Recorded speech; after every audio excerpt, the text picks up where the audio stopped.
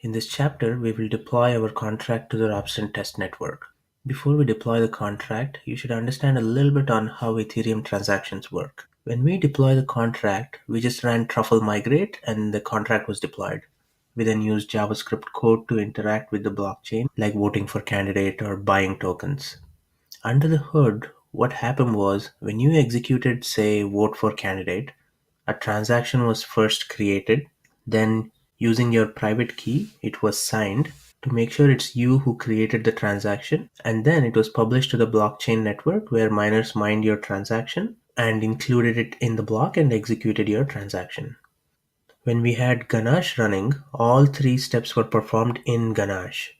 One of the 10 accounts private key was used to sign the transaction. Ganache has a miner running, so it mined your transaction and included it in the block. When you want to deploy to real public network, how do we do it?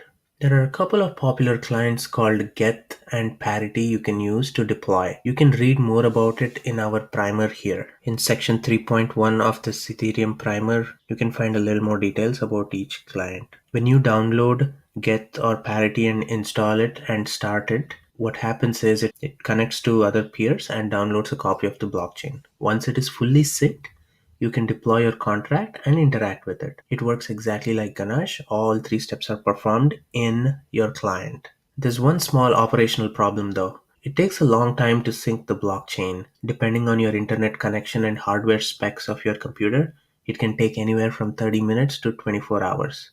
So we're not going to deploy using this method in this course. There's a better way. We will use a third-party client instead of starting up our own client. One such third-party service provider is called Infura, and the best part is it's free. Now you might ask, how can I trust some other service with my private key?